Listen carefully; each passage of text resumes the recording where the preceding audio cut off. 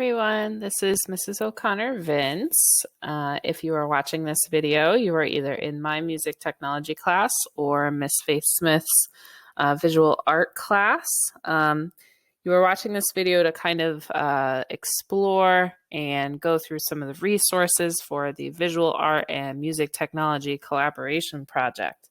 This project is really cool because we get to see kind of the relationships between the two art forms and how they're similar and how they're a little different and how the two can kind of speak to one another in different art forms. So this is my Google Classroom. I'm just going to kind of skim some of this stuff to start out with, and then I will just show you some of the resources that I have here as kind of a starting point for your own kind of research and what you might want to do. So there's this awesome concept of music called programmatic music. And this idea is that music that was created with a specific story or imagery or art form or like an art piece that kind of goes along with it. This is something that we see a lot actually in a lot of famous classical works, especially in the 20th century. But we also can see it in more modern context, and we'll get to that in a little bit. So some examples, you can check out Hector Berlioz' Symphonie Fantastique. You can check out Aaron Copland's Rodeo, both having very defined kind of musical characteristics that kind of provide imagery or a story in mind with that.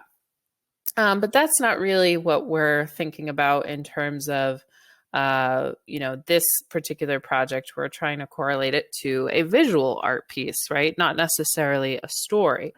So with that being said, another great example that we can kind of take a look at in a more modern sense is the movie Fantasia or Fantasia 2000. Now, if you haven't seen those are those old Disney movies. And basically what the artists at Disney did, the animators, that they took these big old classical works in music and they put a storyline to it. So if you ever see Mickey Mouse with the sorcerer's hat, that's from the original Fantasia. And I actually have a video from one of Fantasia 2000's going through Beethoven's Fifth. So that's kind of a little bit more in line with what we are thinking about. On the artist side, probably most famously, the artist Kandinsky was able to create abstract art with kind of responding to music and kind of seeing the relationship again between the two art forms and being a process that we can kind of correlate vocabulary together. This also kind of magnified the music. So while you look at said art piece, it also emphasizes certain things in the music as well. I'll get to this in a little bit. So one example that I'll show you here first is this is Georgia O'Keeffe's Blue and Green music here. And with this, we actually, there's a famous band piece that was written in response to this. And I will put the link in the description for you to check that out. But this is one art piece that you can see just by looking at some of the visual cues here, maybe in terms of form, maybe there's like three separate parts. Maybe the piece itself is in a meter of three. Maybe the color palette kind of tells us this calming, soothing kind of music to it, etc. Also, again, check out Fantasia 2000 here. This gives you a little bit of Beethoven's Fifth, along with some a story and some visuals. This is Kandinsky, and this is composition 7. And again, this was had the idea of being based off of music. Now, some things, I don't know what piece he was maybe necessarily listening to while creating this. But with that being said, there are several kind of cues that I can kind of dissect through our vocab to kind of figure out maybe what kind of music he was actually listening to. So if we're looking at our vocabulary here, I'm going to click Art and Music TC Notes. That stands for Teachers College. This was actually a project that I did in grad school. So again, don't mind the different names on this or whatnot. But this was something that I thought was a really cool project that I wanted to bring to my students. So they talk a little bit more about Kandinsky here. But here, this is what I really want you to pay attention to, these vocabulary words here. So rhythm, right? We think about rhythm in music as time or duration. If there's a repeating pattern of notes that we can kind of see repeated throughout music, you might see that visually in a piece of artwork as well. If you see shapes or different things that are repetitive, maybe you have lines or a particular color that's pretty pronounced, right? These can all be kind of correlated with rhythm. So again, you'll see duration, tempo. So here's kind of the music definition or meter, patterns of beats, right? So something's in 4 versus in 2 or in 3. And then the art elements or principles. So this is for more of the visual arts students. Is it fast or slow lines, marks, or patterns of marks? So again, if you see kind of representation of repeating things in the piece, what is that going to sound like necessarily in the music? And based off of whatever song you might listen to, what is that going to be reflected in your piece? Dynamics. Musically, we see this as how loud or soft a piece is. For art, we might correlate this with light and dark or contrast, right? So looking at kind of your color palette, what do you have that, is it a loud piece in terms of different types of colors, or is it kind of all one kind of tone that's very calming? Are they bright? Are they dark? Et cetera, et cetera. Melody, linear or horizontal presentation of pitch, right? So we usually think about this like, if you have a hook or a motif that's represented in the song, highness or lowness of musical sound. For art, we might have high, low, and side-to-side movement and placement of marks on the page. So again, thinking about how high or low something is visually might be reflected in the music or vice versa. Harmony, verticalization of pitch. So having kind of multiple notes being played at once. Art elements or principles, lighter tints and darker shades of the same hue or color. So that kind of also talks a little bit about dynamics here. So again, do you have different shades of red being presented in one color? Maybe that kind of represents some sort of harmony for that. Does that kind of correlate with the idea of how loud or soft the actual song is too? Tone color or timbre, as we say in music, the difference between singing a note and playing that same note on the piano, guitar, saxophone, or flute. So obviously if you sing, say, a C note, right, it's going to sound different than if you were to play that same note on the flute or guitar or saxophone, etc. And based off of that, that might guide you through what your song might sound like, that you're responding to visually, and vice versa. Texture, number of individual musical lines sounding at once. So one note sounding at a time versus many notes sounding at a time. In music, you might see this with like a soloist versus a chorus of singers together, or one individual instrument versus many instruments, say like a whole symphony orchestra playing together at a time. In art, you might correlate this with layering or texture. Are there a lot of things happening in kind of a contained area of the piece or painting, or is it kind of a one single layer or single kind of idea throughout that? Form, way the entire piece is structured in sections. So in music, we kind of revert this to like verse, chorus, bridge, chorus, etc. We also kind of analyze this with the letters A, B, A, We've done that in music a little bit, just kind of labeling certain sections that kind of contain a certain melody.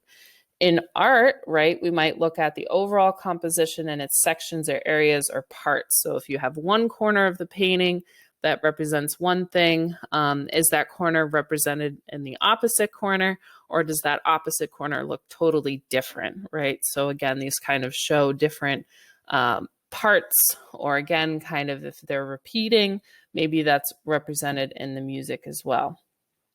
Style, a recognizable characteristic by genre or period. So in music, obviously, we can think about all of the genres that we've gone through, like blues and jazz and folk and rock and heavy metal. As in art, you might see this as different ways of kind of expressing an idea, right? Through kind of historical context, you have a couple of different art eras here: Impressionism, Expressionism, etc. Thinking about this particular project, we're kind of going for more of a modern take, but that doesn't mean that you can't try and explore something else as well. So I encourage you to kind of read this a little bit on Kandinsky. And again, now looking back at Kandinsky's painting here, so kind of after going over all of those different terms, some things that we can kind of take away from this is that there are a lot of bright colors being used here, right? So maybe we have a lot of varying dynamics, a lot of different instruments. Maybe we have a lot of different sections of music being played, right? If I had to guess, the music would sound pretty chaotic looking at this painting. And again, having those brighter tones kind of tells me that, you know, maybe the piece is happy, maybe it's in a major key. With that being said, though, this is really based off of your interpretation. So the cool thing about this project is, as long as that you can kind of explain why you did what you did, you're going to be in pretty good shape, because this is all interpretive. So your take on this might be a little bit different than mine, and that's okay. The other thing I want to show you here is the rubric. And again, either myself or Miss Faye Smith will kind of go over this with you. But again, just looking at it musically and visually, being able to respond to different compositional elements that make up the piece. Professional presentation, your final product. Obviously, if you're doing this on the visual art side, do you feel like this artwork can kind of hang proudly in a gallery? For the music kids, could this song be a song on iTunes or the radio, or in our case on SoundCloud? This is something that you might feel could be kind of presentable or exist in the outside world.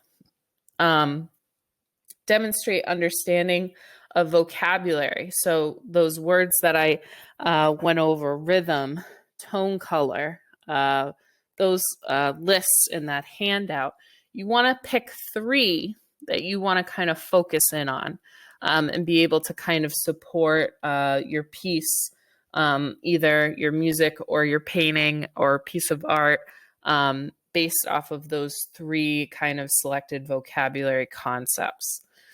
The final assessment, you want to write like a small blurb kind of talking about those 3 things and kind of explaining your process, and how you kind of went through the composition. Now, obviously, this year, we usually have this for the spring concert and the senior art show. This year, we're really just aiming to have it on SoundCloud and kind of being presented in that kind of form. And then you can kind of look over some of the final criteria here. So again, looking back on Google Classroom, there's a bunch of different links here. The only one that I really want to kind of explain to you, because I think everything else is pretty self-explanatory, is the idea of my website. So if you go to musicoconnor.com and you go to TC Columbia University, this is where I did my grad work, and you go to Process and Structures in the Visual Art, this is the page that you will come to. Now, this was a specific class for music educators that wanted to kind of establish this collaboration between visual art and music being the art. So a lot of this you don't really have to look at. You can if you want, you're more than welcome to. This was kind of just a cool class that we did a lot of work kind of listening to music and kind of responding via art. Now, in a class of music educators, obviously this was a little different for us, probably not so much for the visual art students, but you can kind of check this out here. So if you scroll down, again, you can kind of check out some of the work that was being presented there. You'll see this was Blue and Green Music by Georgia O'Keeffe, and this kind of talks a little bit more about our concepts that I started the video off with programmatic music. And again, kind of having some of those things laid out for you here. The Fantasia 2000 video.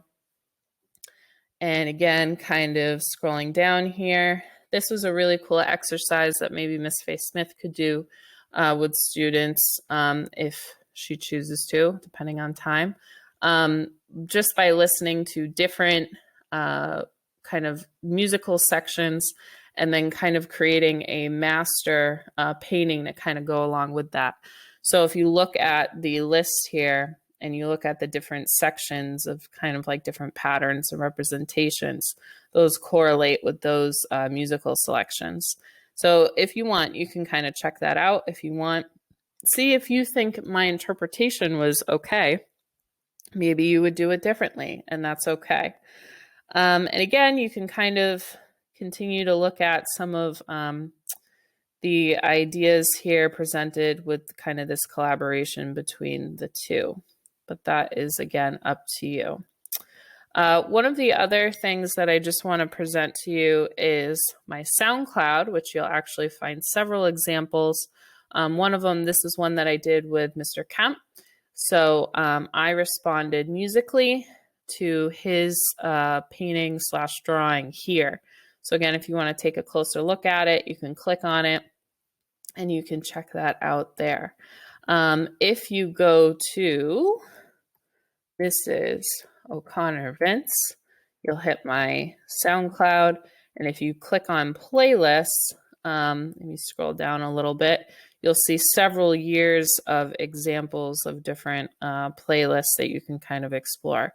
So again, it just kind of states the block, visual art, music, tech, collaboration. And you can kind of see that a lot of the students had pictures of the artwork and then they responded accordingly. So literally there's several years of playlists that you can kind of go through and look at on your own time. Again, a lot of these are just like videos and different articles that you can kind of go through. And again, I will provide those either on Google Classroom or Ms. Faye Smith will present those to you guys in class. The last thing that I want to, again, just kind of show you, Ms. Faye Smith is also going to give you the video YouTube playlist. Actually, I should say audio because it's just all music, but that you, again, can kind of select a song off of from to respond to visually. And that link will also be in the description below this video. So again, I hope you guys have fun with this. Again, remember, it's all interpretive, and we get to kind of use this cool collaboration opportunity between music and visual art. Alrighty, good luck.